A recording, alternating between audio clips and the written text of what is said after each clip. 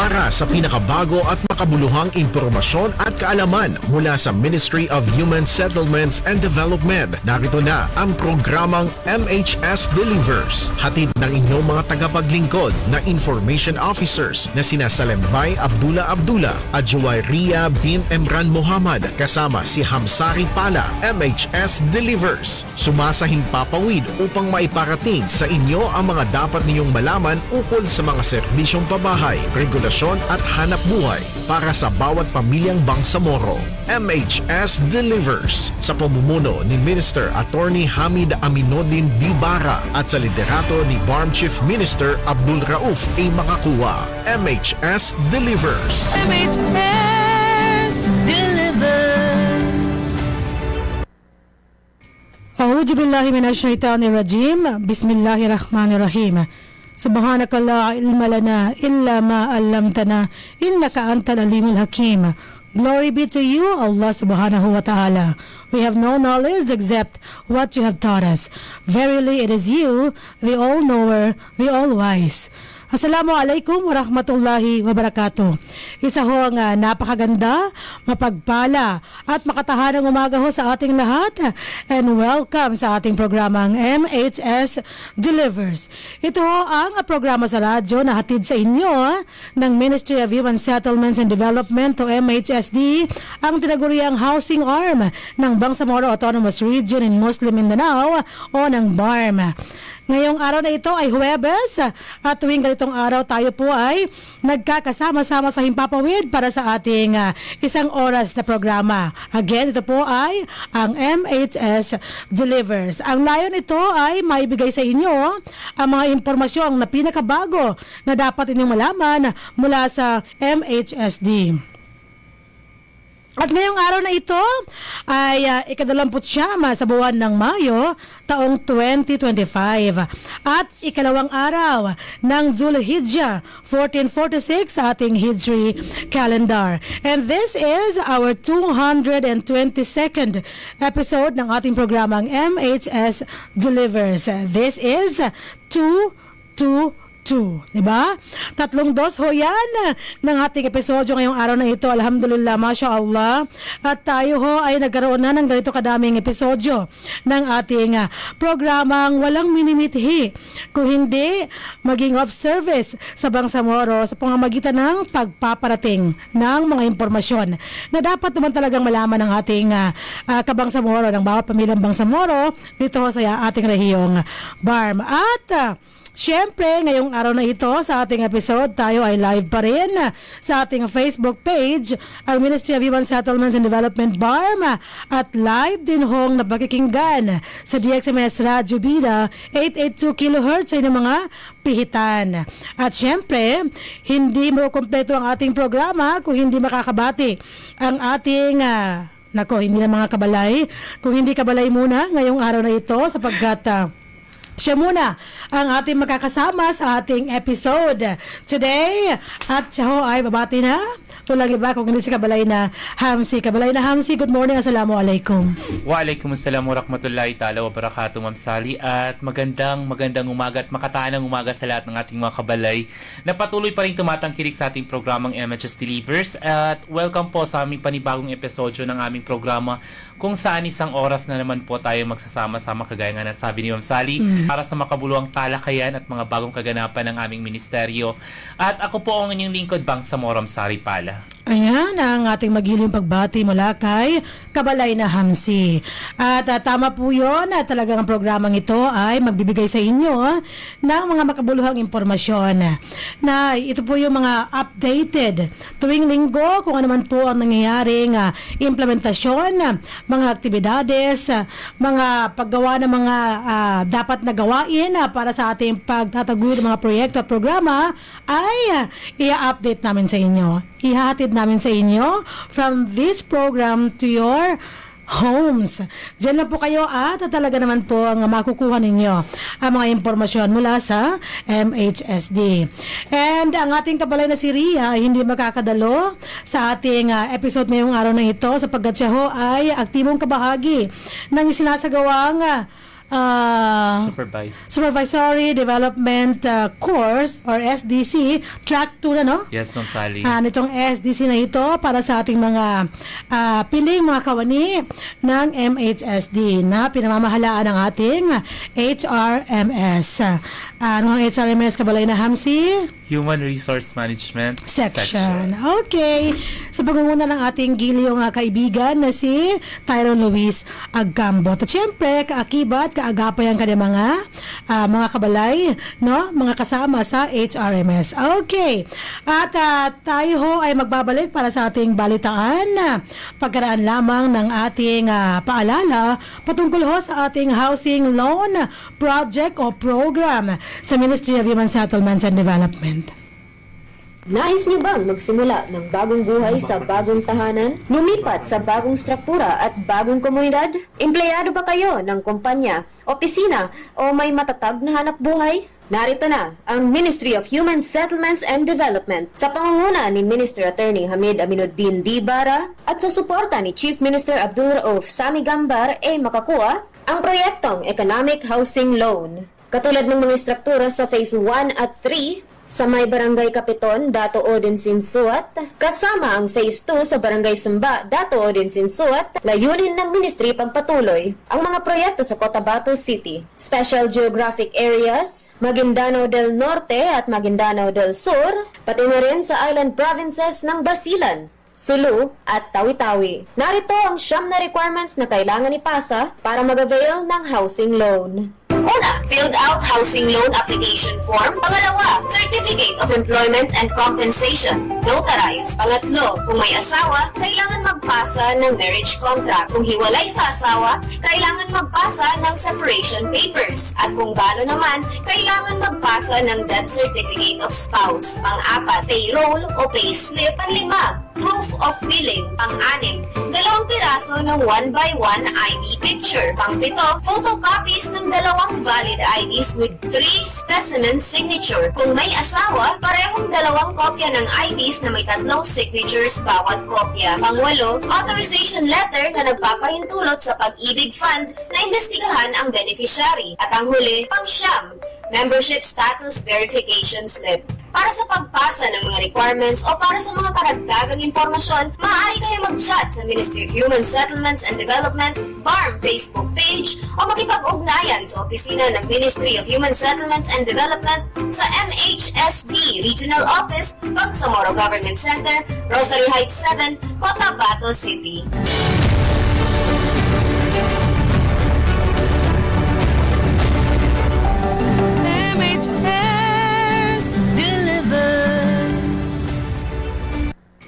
Yes, MHS delivers.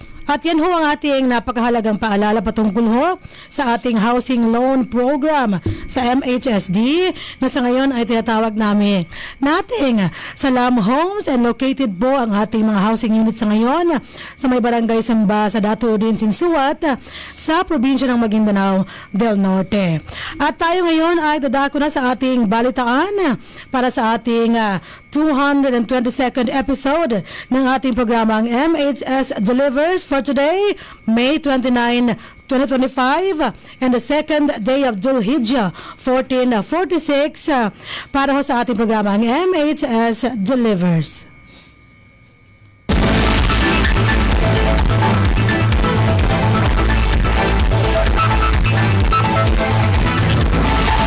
Ang ating headline sa araw na ito,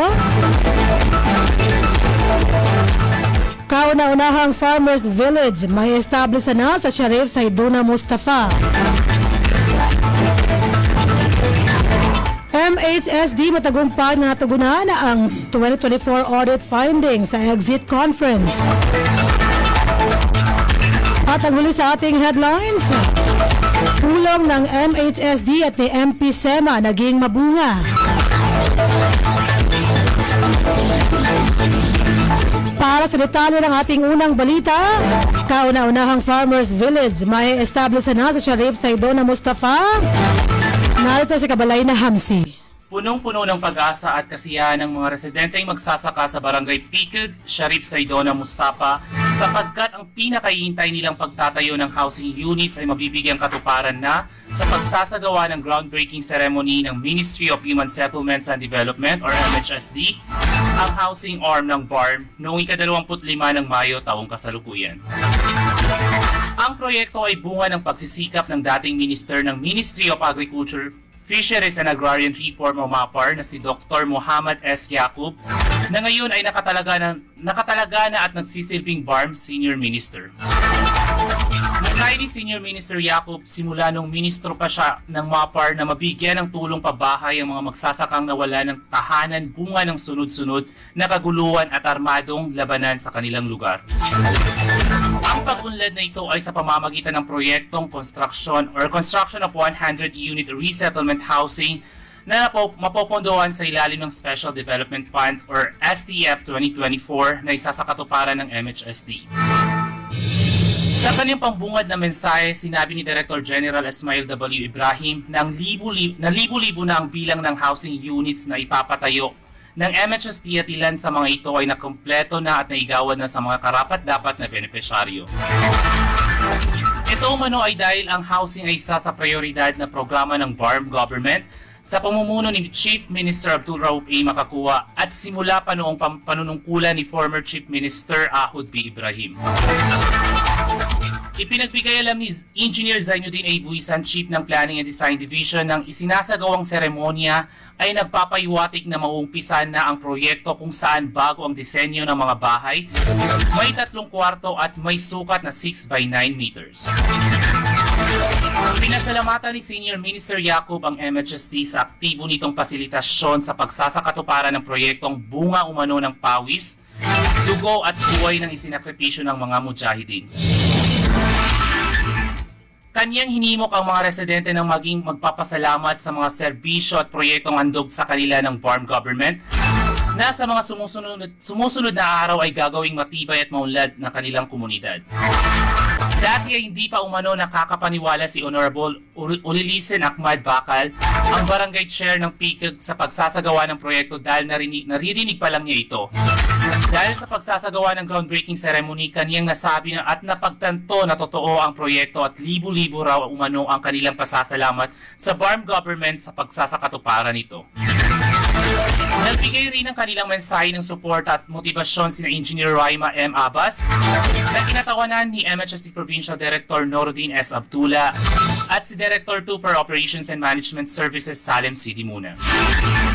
Aktibo ring nakibahagi sa aktibidad sina MHSD Special Geographic Area or SGA Provincial Director Hamza A. Salik, mga ininyero at iba pang mga technical na kawani ng MHSD at mga posibleng maging benepisyaryo ng proyektong pabahay. Para sa mapayapang pamamahit maunlad na pamumuhay ng Bangsamoro, Hamsari Palang ng Lingkod Bangsamoro nagbabalita at magbabalik. Maraming salamat Kabalay na Hamsi sa detalye ng ating unang balita.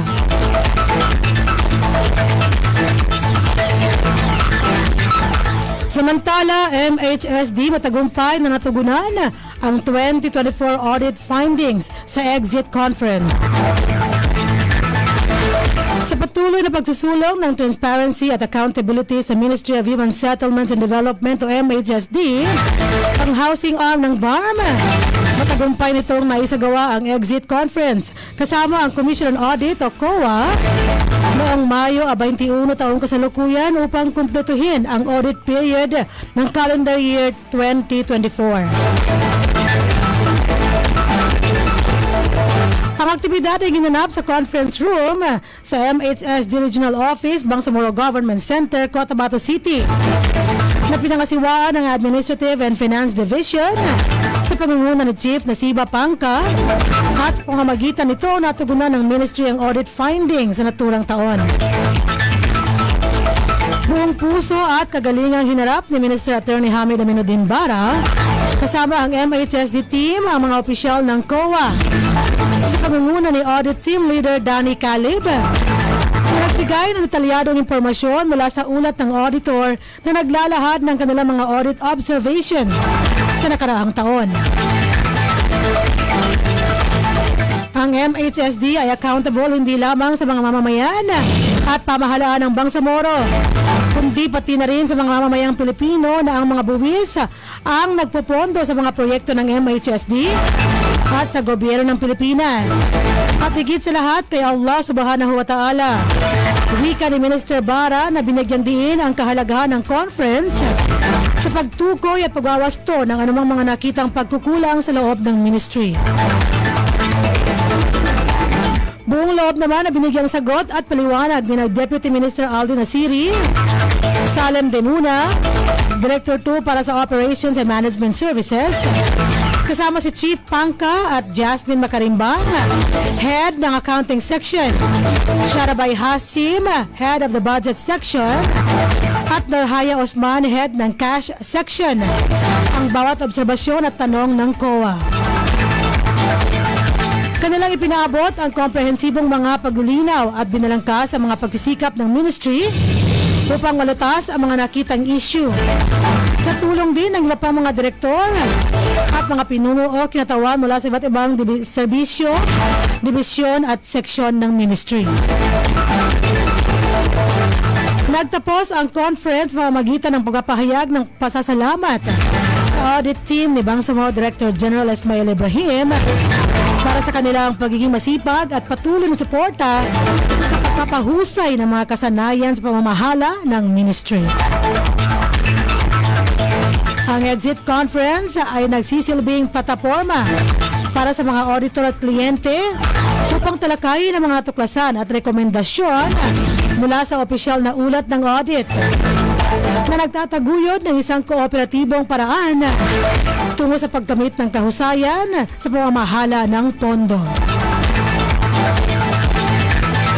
Para sa mapayapang pamamahay at maunlad na pamumuhay ng Bangsamoro, ang inyong lingkod sa Lembay Abdullah nag-uulat.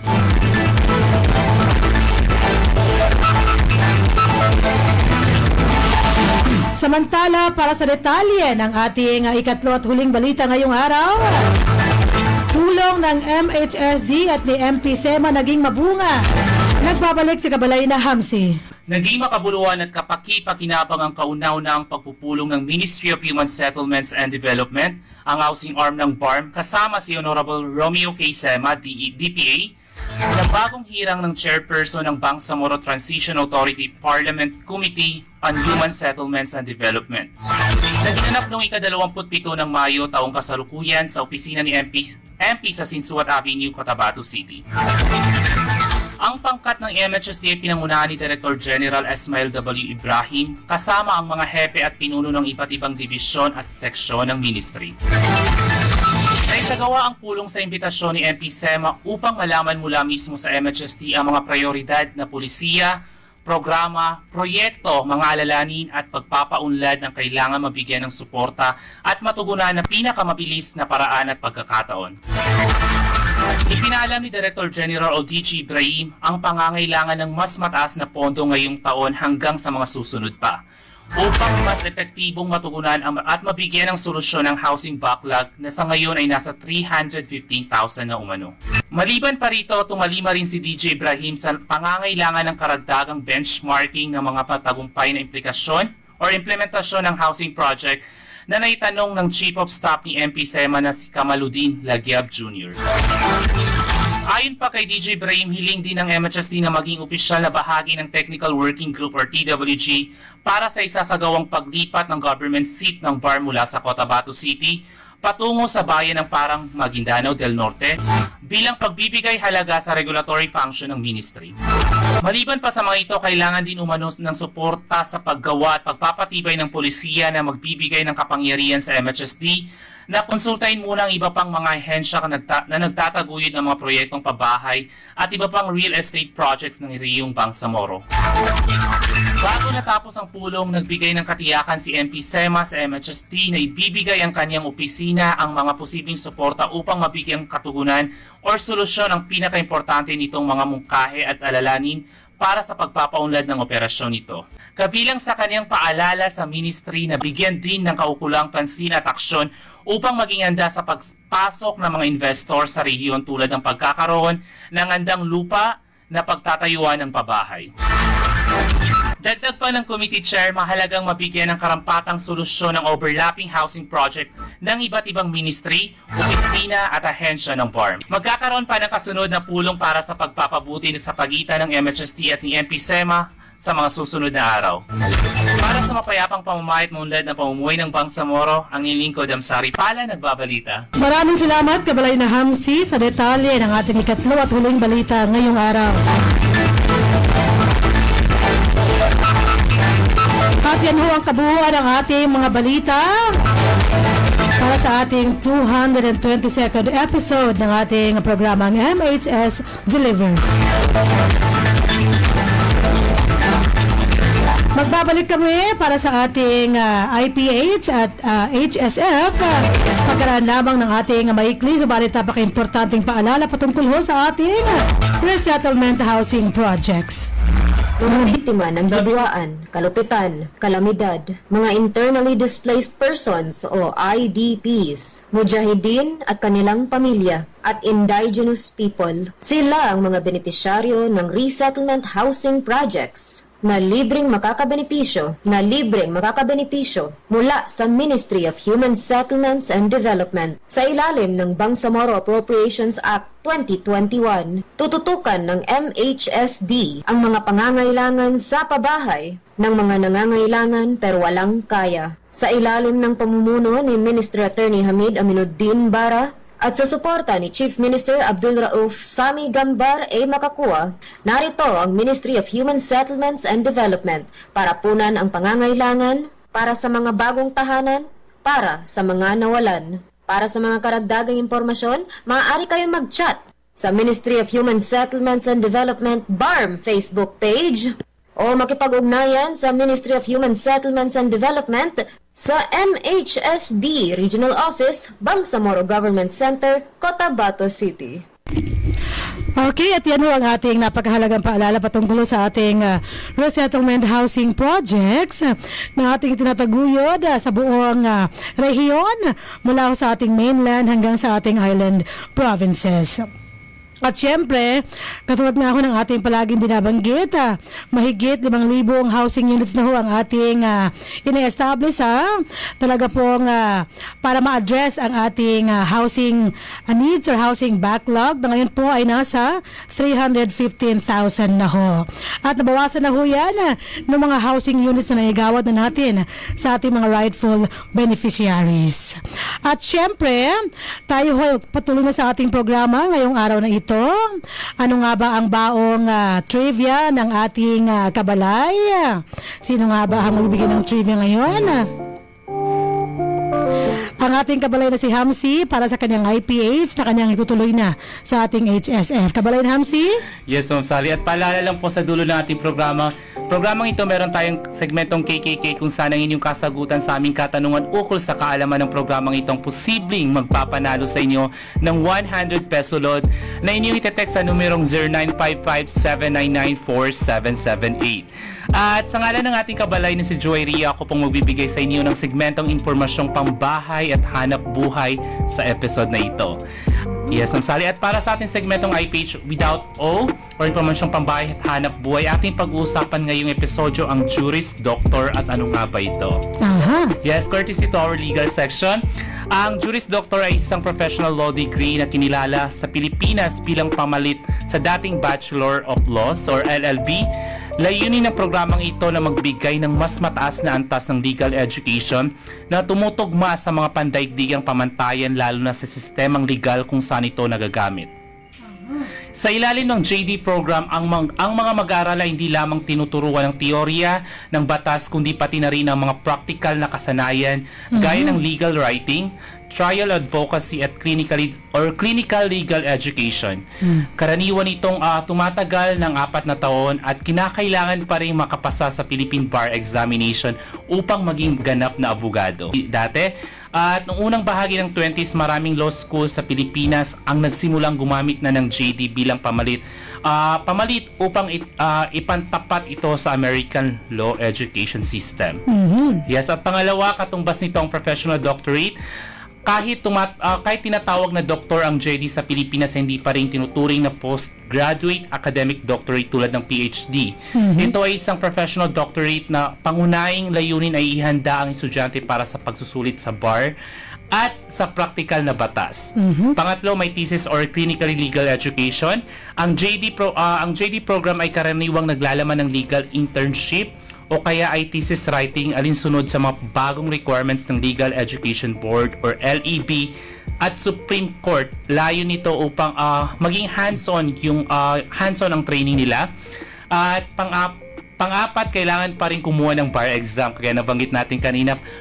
At panglima, noong 2011, inirekomenda ng Supreme Court ng Pilipinas sa mga law school na gamitin ang JD program para sa maging kaayon nito sa global standards. At ang pang-anim at ang panghuli, hindi totoo na AB Political Science lang ang pwedeng pre-law, anumang bachelor's degree ay maaaring gamitin bilang pre-law basta natapos ang academic institution. At sinasaklaw din ng JD ang batayan ng batas kabilang ang batas ng konstitusyon, batas sa kontrata at pamamaraang sibil, gayon din ang particular na batas at regulasyon ng Pilipinas. At yan po ating maikling segmentong informasyong pambahay Medyo at mahaba. hanap buhay po, Ma'am Sally. And we would also like to congratulate our legal assistant, Ma'am Shashela Ostreo, for finishing her Juris Doctor degree sa Notre Dame of University. And hopefully tuloy-tuloy na yan sa kanyang pagpasa Yes, Ma'am Sally. sa bar exams, inshallah. Ayan ang ating pagbati. At Kabalay na Hamsi, tuloy mo na yan sa ating HSF. Ano ba ang iyong baong tips Yes, sa Ma'am araw na Sally. ito? At para sa ating segmentong Health and Safety First, Best Health is Our Greatest Wealth. Sa ating pong pag-uusapan ngayong episodyo, ang buwan ng Mayo or pinagdiriwang sa Pilipinas ang Hypertension Awareness Month bilang bahagi ng pambansang kampanya upang labanan ang tinatawag na silent killer na high blood pressure. Ayan, high blood talaga, high blood. Ang layunin nito ay itaas ang kamalayan sa publiko sa mga panganib ng hypertension at ikayati ng regular na pagsusuri ng blood pressures or pressure upang maiwasan ang mga komplikasyon tulad ng stroke, atake sa puso at sakit sa bato. Konektado rin pala ito, Ma'am Sally, sa sakit sa bato. Nako. Ang tema ngayon ay Know Your Numbers na naglalayong hikayatin ang lahat, mapabata man or matanda, na regular na sukatin ang kanilang blood pressure. Ayon sa Philippine Heart Association, ang normal na blood pressure ay umaverage ng 120 at over 80 po, Ma'am Sally. At patuloy na mataas na presyo ng dugo ay maaaring magdulot ng hindi may babalik na pinsala sa ating mga katawan. Narito ang maikling mga paraan upang maiwasan ang hypertension. Una, regular na magpa-check up ng blood pressure. Pangalawa, ay ng masusustansyang pagkain na mababa sa asin at taba. Yan, totoo yan. Pangatlo, regular na ehersisyo. Pangapat, umiwas or pag-iwas sa paninigarilyo at labis na pag-inom ng alak. At panglima, pagpapanatili ng tamang timbang. At ang panghuli ay ang pagmamanage ng ating mga stress. Yan. At na itong kahalagaan ng pagdiriwang nito, ang Hypertension Awareness Month ay paalala na ang maagang pagsusuri at tamang pamumuhay ay susi upang maiwasan ang mas seryosong komplikasyon ng hypertension. Sa pamamagitan ng kampanyang ito, iniikayat ang bawat Pilipino or kabangsamoro na maging responsable sa kanilang kalusugan at alamin ang kanilang mga numero upang makamit ang mas mahabang buhay na malayo sa sakit. At yan po ating maikling segmentong Health and Safety First, Best Health is Your Greatest Wealth. Ako po ang inyong lingkod, Bangsamoro Amsari Pala. Ayan, maraming salamat Kabalay na Hamsi. Importante ho yung mga binigay na impormasyon at mga tips ni Kabalay na Hamsi. Talaga naman pong dapat responsable tayo para sa ating kalusugan. Sinabi ni Hamsi na silent killer po ito ang hypertension na ito, ang high blood pressure. Nako, ingatan natin at dapat regular ang ating pagpapacheck ng ating blood pressure para ho mapag-ingatan natin at matugunan natin kung ano man po ang ating ninaramdam. Kung meron man tayong ganito ay makapag-maintain tayo. Pag sinabing maintain, hindi pwede ngayon, oo, meron ngayon, bukas wala. At pagkaraan ng isang linggo, isang buwan, tama na. Hindi po ganoon. Tuloy-tuloy ang pag-take nito mga gamot na ito. Sige. At dahil natapos natin ang ating mga panimulang segmento ng ating programang MHS Delivers, mangyaring panoorin at pakinggan natin ang ginawang pagkikipanayam ng ating kabalay na si Joelia bin Eman Muhammad sa ating guest speaker ngayong episode na ito, kung saan kanilang tinalakay ang topic na Celebration of National Heritage Month 2025. Kanyang kapiling sa pagkikipanayam na ito ay ang Community Affairs Officer 3 and Cultural Affairs Section Head ng Bangsamoro Commission for the Preservation of Cultural Heritage o BCPCH na si Sherian Gialil. At siyempre ating pakinggan panoorin ang kanilang pag-uusap at diskusyon sa ating MHS Discusses. Assalamualaikum warahmatullahi taala wabarakatuh at narito po tayo muli sa highlight ng ating episode ng MHS Discusses. Ngayong araw na ito, kasama natin sa talakayan para pag-usapan ng National Heritage Month 2025 sa Bangsamoro Autonomous Region in Muslim Mindanao. Kasama natin ang Cultural Affairs Officer 3, ang Cultural Affairs Section Head ng Cultural Affairs Sections ng BCPCH. Walang iba kundi si Ma'am Sherian P. Gialil. Assalamualaikum po, Ma'am. Musta po kayo ngayong araw na ito? Yes po, alaikum salam warahmatullahi ta'ala wabarakatuhu sa lahat ng tagapakinig and of course sa ating host no sa MHSD. Magandang araw. Magandang araw po, Ma'am. So, hindi na po natin patatagalin po. Ano po itong National Heritage Month na ito at para saan po siya at paano po natin siya inoobserbahan sa ating rehiyong Bangsamoro? Yes po, ang National Heritage Month po ay isang national event po under the Proclamation 439 Republic Act ng ating bansang Pilipinas, and lahat po ng agencies are encouraged to celebrate the National Heritage Month. And dito po sa ating rehiyon sa BARM, ang Bangsamoro Commission for the Preservation of Cultural Heritage po ang naatasan para mag-hold ng ating celebration ng National Heritage Month. So for this year po, ang ating tema ng ating National Heritage Month po ay Preserving Legacies, Building Futures, Empowering Communities Through Heritage. Ooh! Medyo mabigat-bigat yun na tema. So, kasama ang tema na iyon, ano po yung mga activities na gaganapin or naganap na para sa buwang National Heritage Month na ito? Yes po, ang National Heritage Month po ay isang month-long celebration. So, last year po, we are very fortunate po para maimbitahan at mabigyan ng pagkakataon na magkaroon ng national exhibit on weaving the Bangsamoro identity sa Intramuros po sa NCCA bilang parte po ng ating celebration sa National Heritage Month last year po noong 2024. And for background din, bago tayo pumunta sa 2025, last year din po ang pinakaunang recognition of Bangsamoro cultural artists and artisans ng BARM sa pangunguna po ng BCPCH BARM, and sinabay po natin yan sa ating Weaving the Bangsamoro Identity exhibit para ma-recognize ang ating mga Bangsamoro artists and artisans. So this year po, 2025, ay pangalawang taon na po ng ating recognition. To clarify po, yung ating recognition of Bangsamoro cultural artists and artisans ay hindi po parang equivalent sa ating gamaba or gawad sa Manlilikha ng Bayan. Recognition pa lang po siya na nire-recognize natin, ina-acknowledge natin yung mga cultural master natin sa iba't ibang probinsya ng BARM. So last year, ang ating category for recognition is weavers from different provinces, including the indigenous people group.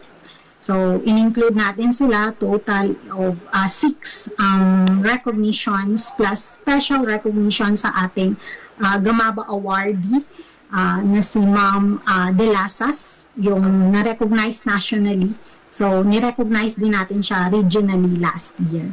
And this year po, we're very excited to conduct the second recognition of Bangsamoro Cultural Artists and Artisan as part of the celebration of the National Heritage Month. So, for this year, ang tema naman natin ay traditional music players. So, yung mga ating kulintang, ating palandag, ating kutyapi. So, nagkaroon po ng endorsement ang ating provincial offices ng BCPCH BARM. Maraming salamat sa ating mga commissioners who endorse these artists from their provinces para ma-recognize po natin sila this year. And kasama rin sa selebrasyon ng National Heritage Month ay ang ating BARM Employees Kulintang Training Workshop. So, basic kulintang training workshop. So, meron po tayong limited slot for registration. So, open to all BARM employees para tayo po mismo sa BARM ay matuto sa ating mga heritage. Na-send na po yung invite sa ating agencies. When po yung activity, yung workshop? Yeah, excited siya. So, hindi ako player, pero mahilig ako manood. yes, and pwede rin tayong matuto, ma'am, inshallah, sa basic kulintang. So, nakapag-issue na po ng memorandum ang ating Office of the Chief Minister to different agencies, inviting different agencies po nung May 28 to attend the culmination or celebration of the National Heritage Month through recognition of Bangsamoro artists and artisans on May 28. And then nung May 29 naman po ay ang ating BARM employees kulintang basic kulintang training.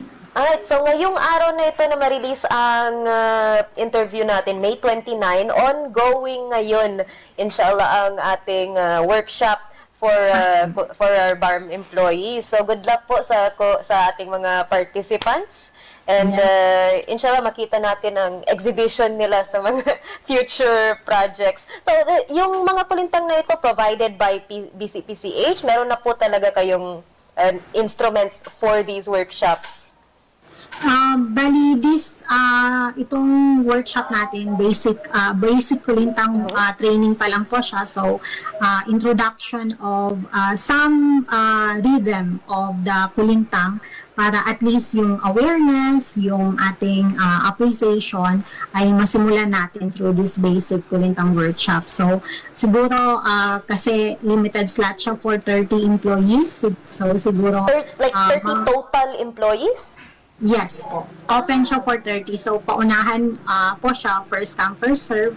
So, ang magkakaroon ng konting simulation, konting pag-try ng yung natutunan nila during training. So, let's say 15 ministries and then ang lahat ng organizations at agencies natin, hindi kaya 30, ma'am. Kung lang siya, ma'am. Pangunang training pa lang. So, future, baka mas malaki na. Yes. Inshallah. So, paunti-unti tayo para ma-appreciate ng bawat isang ating cultural heritage. Yes. Inshallah. So, with that, you've mentioned may exhibit pa rin ang ating Bangsamoro Museum para sa National Heritage Month? So for this year, ang ating exhibit ay hopefully sa ating Budayaw Festival. Budayaw Festival para sa ating mga tagapakinig ay isang every other year na festival na ginaganap in different countries like Brunei, Indonesia, Malaysia, and Philippines, the BIMP IAGA. So, para siyang ASEAN, pero exclusive for these countries na na-mention. So, every other year, ay iba't ibang country ang nag-host ng ating Budayaw Festival. And this year, 2025, the Philippine government will host the Budayaw Festival. So, medyo bumubuelo ang ating museum management section para sa preparation natin sa cultural exhibit during that festival. Pwede po makahingi ano po yung konting background sa Budayaw Festival? Ano po yung meaning ng Budayaw or ano po yung inoobserbahan for this festival? So, Budayaw Festival po ay pinanganak years before, and pinakaunang nag-host po ay ang Philippine government. So, dito po tayo unang sinagawa ang Budayaw Festival, and this is a project under the BIMP IAGA. BIMP IAGA is a group of countries for economic development. So, nagsama-sama ang Brunei, Indonesia, Malaysia, and Philippines para sa further economic development ng bawat country. And just Budayaw is just one of the many activities of BIMP. So, every other year siya, this 2025 is Philippines, and 2027 naman po ulit, which is pag-uusapan kung anong country naman ang sasagawa nito. So, Budayaw Festival is basically a showcasing different cultures, the different shared heritage.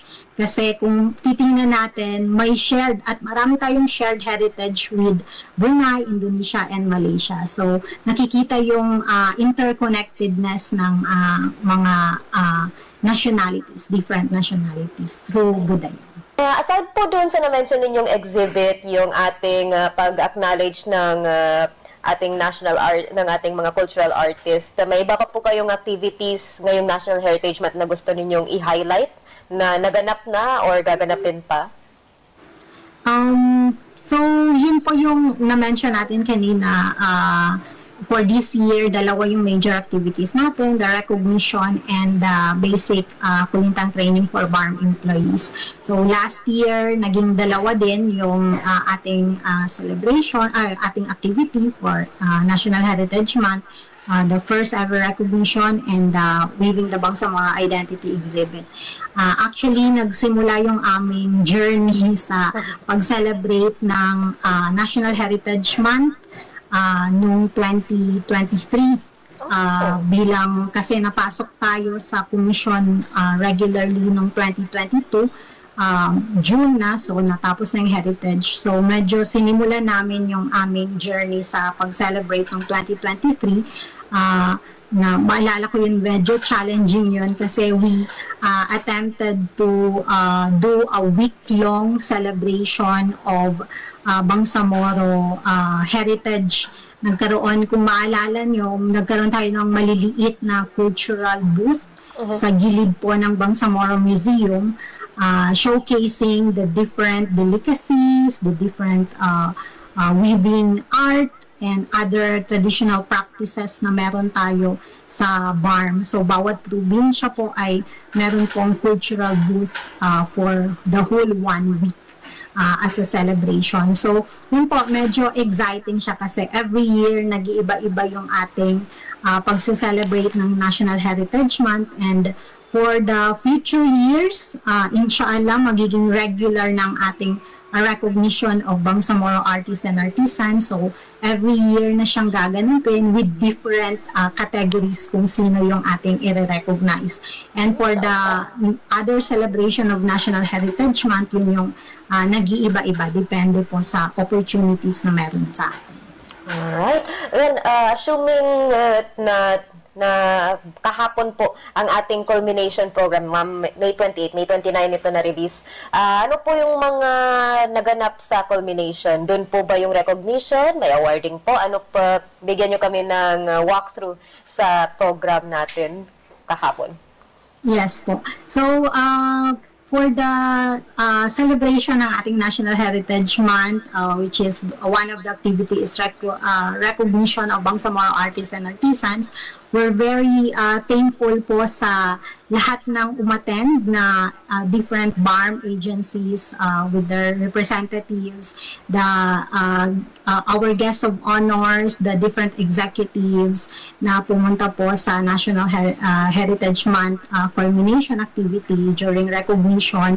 And we really appreciate the effort of every provincial offices po ng BCPCH BARM na kung saan sila sila po mismo yung nagdala ng ating mga cultural artists and artisans. So medyo nagkakaedad na kasi yung ating mga cultural artists and artisans, and effort po talaga from especially the island provinces coming here sa Cotabato City for the activity po ng ating recognition. So, during the recognition, ang ating mga cultural artists and artisans ay nakatanggap po ng personalized and customized pusaka trophy for the recognition. So, pusaka po is